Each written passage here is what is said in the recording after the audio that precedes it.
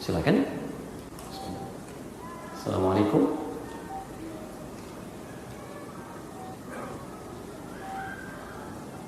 Assalamualaikum. Waalaikumsalam warahmatullahi wabarakatuh. Silakan. Ustaz, Ya. apa hukumnya tahlilan setelah orang kematian menurut Al-Quran, hadis dan ulama-ulama? Dan lagi Ustaz, apakah saya termasuk riba dalam berdagang? Misal nih, saya menjual mobil, orang membeli mobil saya dan cara kredit, dan hasil dari finance tersebut dibagikan kepada saya setengah-setengah gitu. Apa saya termasuk riba? Dan yang ketiga Ustaz, tolong minta nomor teleponnya Ustaz kalau mau ini hubung-hubung sharingnya dengan Ustaz. Jazakallahu khair.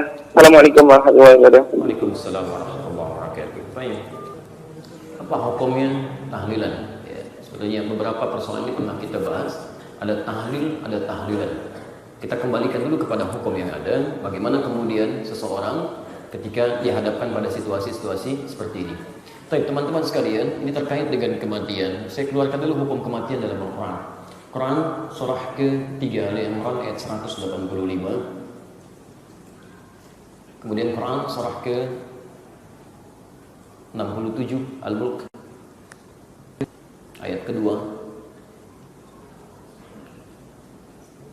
Kemudian selanjutnya Quran surah ke-3 Ali Imran dikembalikan ke ayat 169 sampai 171. Itu sampai kenikmatan alam kuburnya. Kemudian hadis Nabi-nya kita ambil yang lebih mudah saja, yang paling sahih. Kita temukan di Al-Bukhari di kitab Al-Adabul Mufrad. Ya, Al-Adabul Mufrad. Bukan yang di Sahih Al-Bukhari ya, tapi yang di Al-Adabul Mufrad. Ya. Anda temukan di nomor hadis ke-47, posisi paling kanan sebelah atas. Baik. Ya, kita mulai. Pertama, apa yang Anda sampaikan terkait dengan kematian, dan itu niscaya setiap orang yang bernyawa pasti akan kembali kepada Allah. Quran surah ketiga ayat 185, kullu nafsin dha'iqatul maut. Ingat ya, setiap orang yang bernyawa, nafas yang punya nafas pasti akan kedatangan maut. Maut. Jadi kalau belum meninggal namanya mayit. Kalau belum meninggal. Pelan-pelan. Namanya mayit. Sampai persoalan tadi. Mayitun. Ya. Jadi kalau ada tasydidnya begini, ini artinya yang akan meninggal. Meninggalnya belum, akan meninggal. Baik. Antum akan meninggal? Baik. Jadi jangan tersinggung kalau disebut mayit. Oke? Assalamualaikum Pak. Alhamdulillah. Bapak mayit ya? Iya. Sama dengan Anda gitu kan? Baik. Jadi akan meninggal, akan meninggal. Nah, kalau sudah meninggal, maka tasdidnya hilang. Tasdidnya hilang, jadi bulatan. Jadi mayit. Jelas? Nah, jadi kalau mayit tidak pakai tasdid, artinya sudah meninggal, wafat. Ya. Kalau ada yang menegur Anda, kemudian misalnya tasdidnya hilang, Bapak mayit ya. Nah, itu berarti persoalan. Balikin aja, Anda sehat gitu kan? Tasdidnya hilang.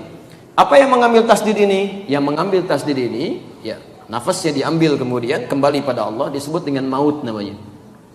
Maut.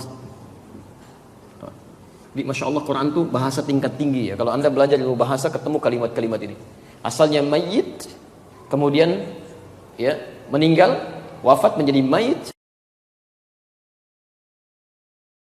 Yang maut, yaitu dengan maut. Ditugaskan oleh Allah mencabut ini, disebut dengan malakul maut. Quran surah 32 ayat ke-11. Kapan malaikat maut datang? Malakul maut. Kapan datangnya? Baik. Wallahu a'lam. Ingat, tidak usah mengarang. Pelajaran mengarang hanya ada dalam bahasa Indonesia. Di sini tidak boleh. Kembalikan. Kapan dia datang? Quran surah ke-67 Al-Mulk ayat kedua. Tabarakalladzi biyadihil mulku wa huwa ala kulli syai'in qadir. Alladzi khalaqal maut wal haya. Pertama Allah berikan isyarat dulu, bukan waktunya kapan datang, tapi isyaratnya dulu. Perhatikan kalimatnya. Dialah Allah yang menciptakan maut, kematian, wal haya, dan kehidupan. liyabluwakum ayyukum ahsanu amala. Ini kembali kepada pertanyaan tadi terkait dengan konsep tahlilannya. Perhatikan, dialah Allah yang menciptakan kematian, maut, dan kehidupan. Fokus. Coba normalnya, lihat ayat ini, normalnya ya, seseorang itu hidup dulu baru meninggal atau meninggal dulu baru hidup? Meninggal dulu baru? Masya Allah, antum kemarin meninggal, sekarang hidup. Siapa sebetulnya antum? Ya. Baik, normalnya pasti hidup dulu baru meninggal. Tapi kenapa kemudian ayat ini seakan-akan membalik? Lihat kalimatnya, kok meninggal dulu baru kemudian hidup? Ini bacanya pakai ilmu balaghah, namanya taqdim wa ta'khir, yang diawalkan dan diakhirkan. Kalau ada kalimat ini, maka cara membacanya, lihat kalimatnya. Kenapa kemudian kehidupan diakhirkan dan pakai alif hayat panjang untuk melukiskan kesan bahwa umumnya manusia selalu ingin hidup lebih lama, ingin panjang, pengen di akhir. Hampir tidak ada manusia yang ingin meninggal cepat-cepat. Tanpa bunyi itu pun pasti. Ya, saya tanyakan, Mas mau meninggal 5 menit lagi? Hampir gak ada. Saya pernah tanyakan satu tempat, mau gak meninggal 5 menit lagi? Siap Ustaz, asal dijamin masuk surga. Tidak ada jaminan itu. Karena itulah kemudian ketika Anda merasakan berharap-harap, masih lama nih wafat saya gitu kan, Allah kemudian sadarkan kita. Boleh jadi maut itu bisa datang lebih cepat dari apa yang tidak Anda duga. Di malaikat maut punya waktu yang ditetapkan oleh Allah, dirahasiakan kapan waktunya. Kan ini semua poinnya untuk menciptakan atau untuk menghadirkan peluang beramal saleh. Apa amal saleh terkait dengan kematian ini dan proses kematian ini dimaksudkan? Ya, satu, bagi seseorang yang akan meninggal dunia dalam keadaan dia sudah tidak sadarkan diri. Tapi ya, misal sudah kelihatan secara medis dan sebagainya. Ya. Dalam kondisi apa disebut oleh kita? Sakaratul maut. Ya. Sakarat itu asalnya dari kata sakar, sesuatu yang kondisi tidak sadar, sehingga kalimat-kalimat yang diucapkan sudah tidak nyambung. Orang mabuk pun disebut dengan sakar.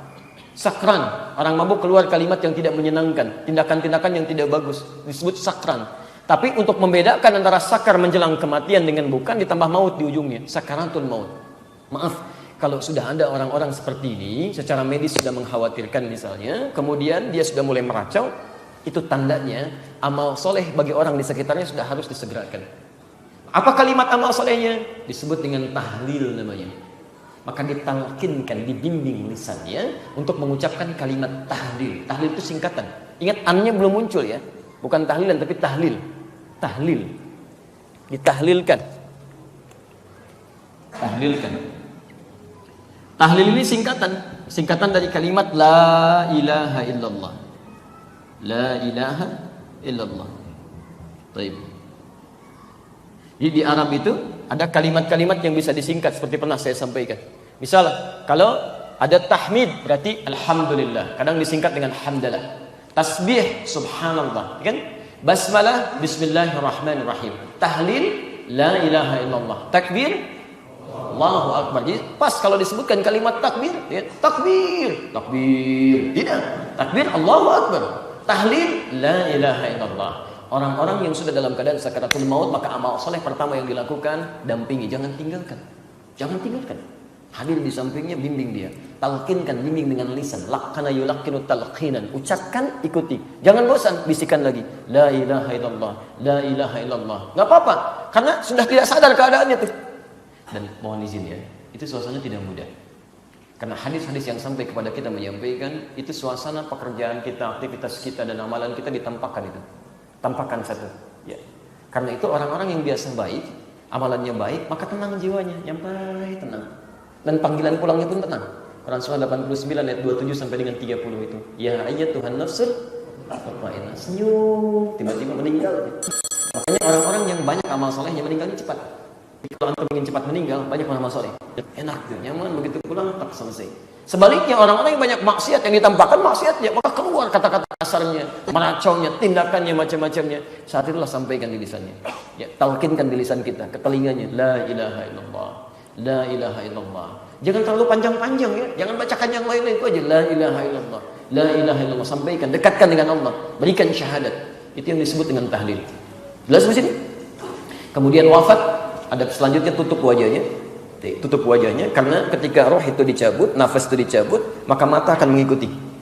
Ya, sehingga kadang-kadang dalam keadaan terbuka, kemudian antum tutup, ucapkan inna lillahi wa inna ilaihi raji'un. Baik, setelah itu kemudian sunnah selanjutnya, mulai dari sunnah-sunnah jenazah, siapkan. Tayyib, mulai memandikan, ya. Nanti suatu saat kita akan praktek insyaallah. Baik ya? Kemudian mulai mengkafani, setelah itu menyolatkan, setelah itu apa yang dilakukan? Orang di sekitarnya mulai melakukan apa yang disebut dengan ta'ziyah. Ta'ziyah. Apa itu ta'ziyah? Dari kata azza, ya'izzu ta'ziyatan. Azza itu artinya mengangkat, meninggikan, ya, menopang, menaikkan.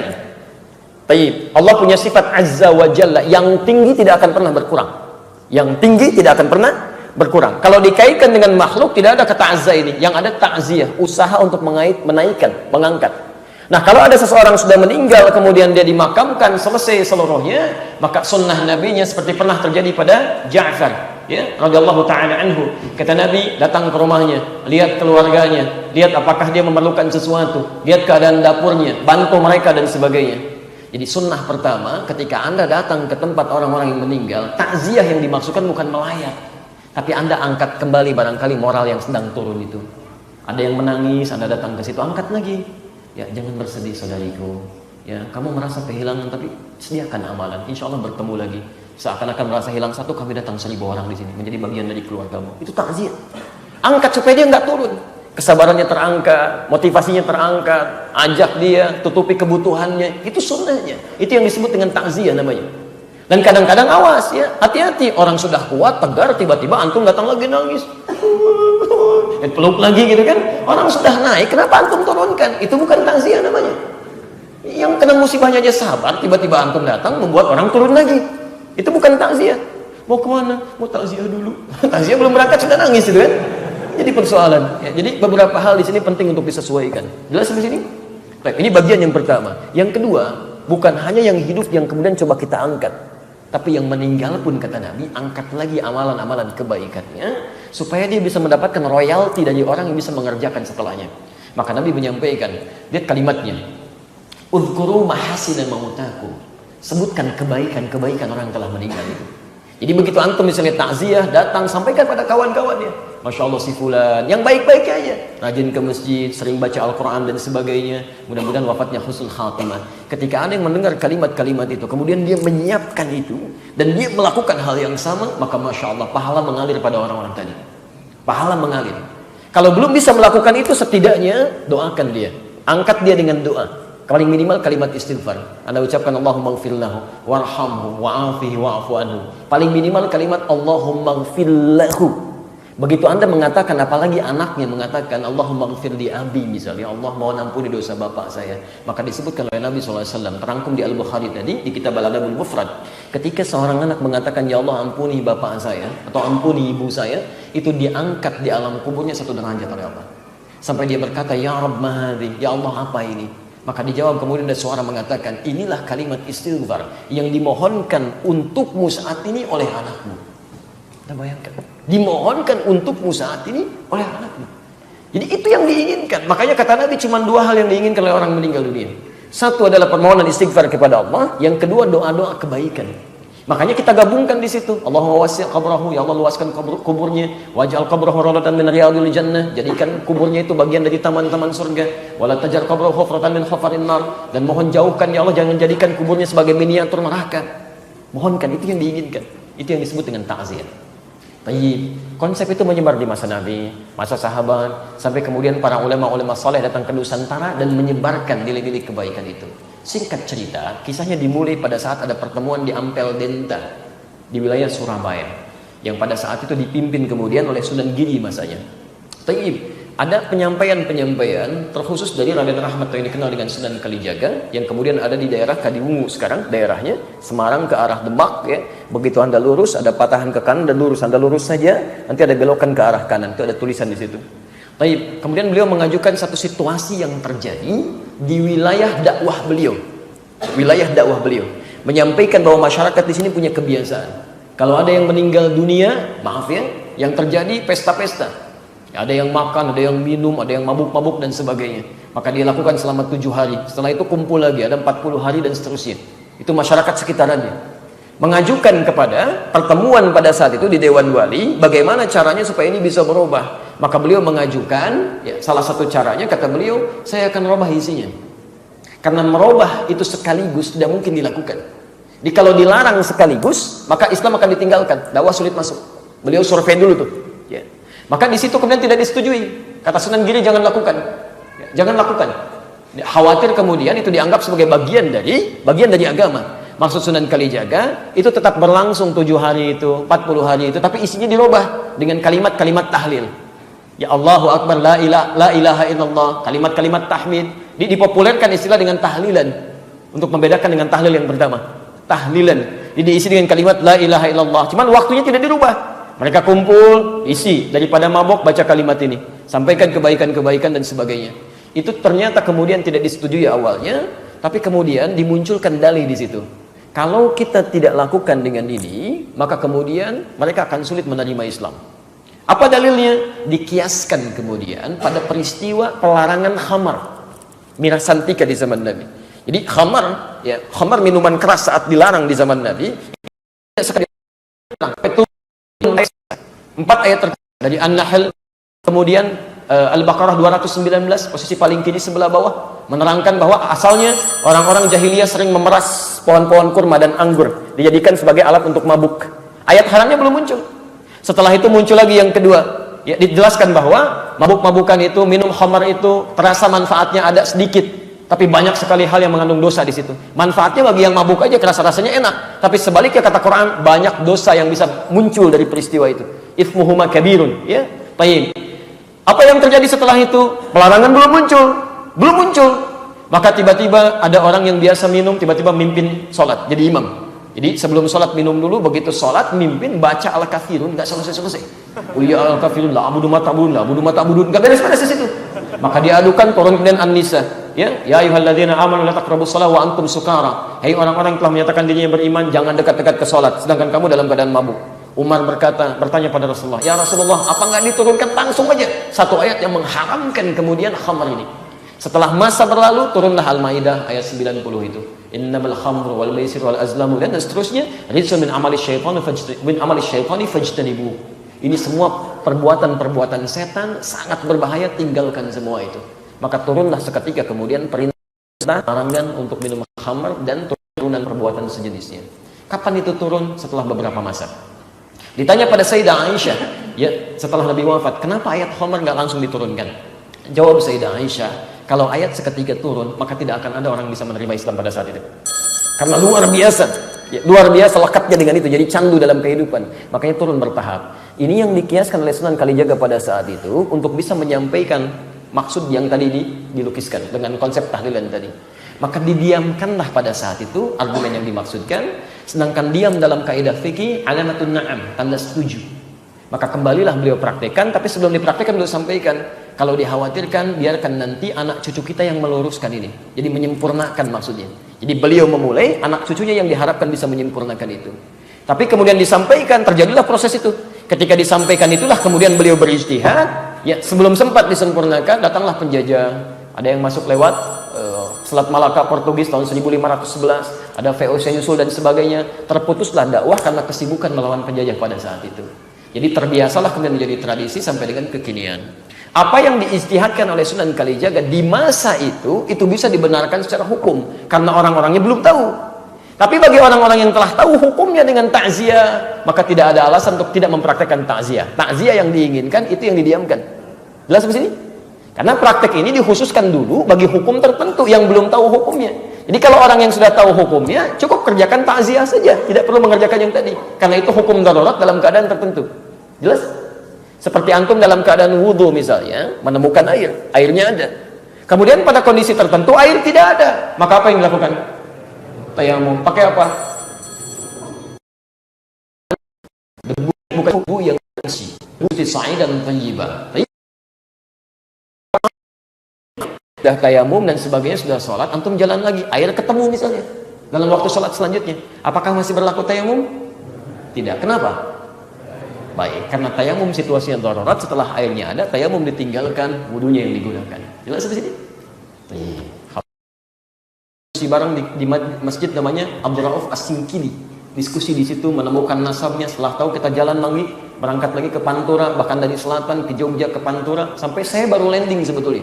Dari Lasem, dari Semarang ke Lampung, langsung ke sini, langsung live dengan teman-teman di sini. Dan kita telusuri, naik sampai ke Pasujudan Sunan Bonang, kita hitung tangganya sampai berapa sampai ke atas. Penjaganya namanya Pak Abdul Wahid. Banyak orang keliru sampai di atas dengan di bawahnya. Itu kita temukan sampai situ. Ya kita gali sampai kita ketemu ya beberapa sumbernya. Baik. Dan Allahu a'lam bissawab.